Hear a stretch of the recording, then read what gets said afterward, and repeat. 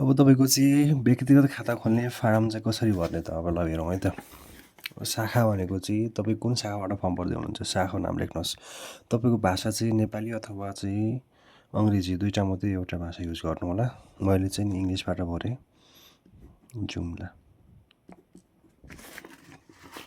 त्यसपछि तपाईँको एकल खाता खोल्न आउनुभएको छ तपाईँ। एकल खाता टिक्लाउनु होला। बचत खाता भइहाल्यो, बचत भइहाल्यो। मुद्रामा नेपाली। तपाईँको पुरा नाम भनेको अब तपाईँको चाहिँ खातावालाको नाम लेख्नु पऱ्यो। अब तपाईँको नाम लेख्नु पऱ्यो। जस्तै मैले खत्री लेखेँ। त्यसपछि फर्स्ट नेम भनेको छ तपाईँको चाहिँ नाम चाहिँ पहिलो नेम चाहिँ तपाईँको क्यापिटल लेटरमा लेख्नु होला, सागर। त्यसपछि मिडल नेम छ भने मिडल नेम लेख्नु होला, छैन भने लास्ट नेम लेख्नु होला।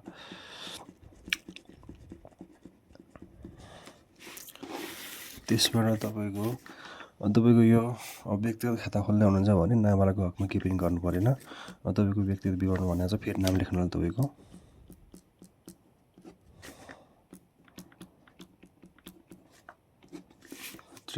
जन्ममिति यहाँ साल लेख्नु होला 2058 लेखेँ मैले। महिना लेख्नु होला 2 महिना 15 गते। त्यसपछि तपाईँको राष्ट्रियता नेपाली लेख्नु होला।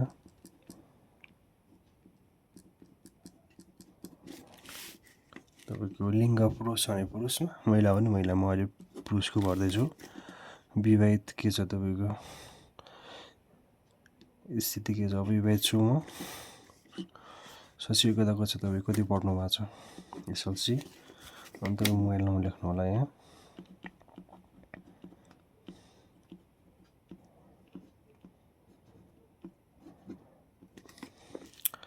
यति लेखिसकेपछि जिल्ला जुम्ला भइहाल्यो। नगरपालिका चन्द्रनाथ। तपाईँको कुन नगरपालिका हो त्यो लेख्नु होला। वार्ड नम्बर कति हो। टोल भनेको चाहिँ गाउँको नाम बाटीबाट। घर नम्बर पर्दैन 01 लेखिदिया हुन्छ। प्रदेश कर्णाली, देश नेपाल। अब तपाईँको चाहिँ हालको ठेगाना स्थायी र अस्थायी।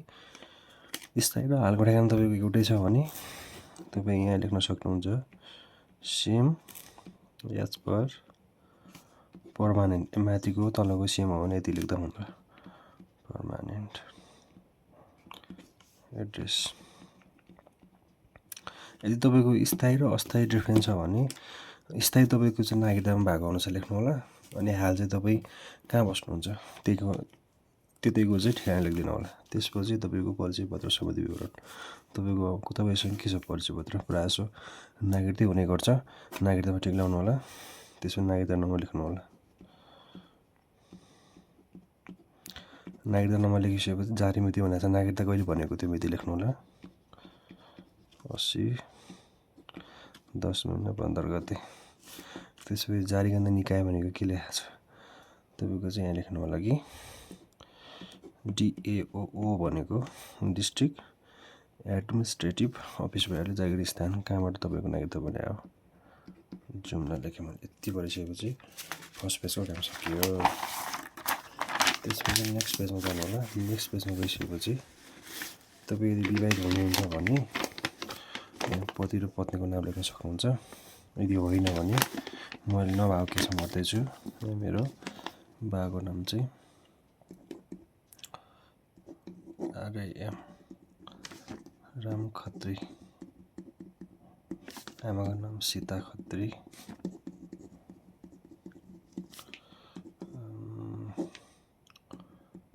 बहादुर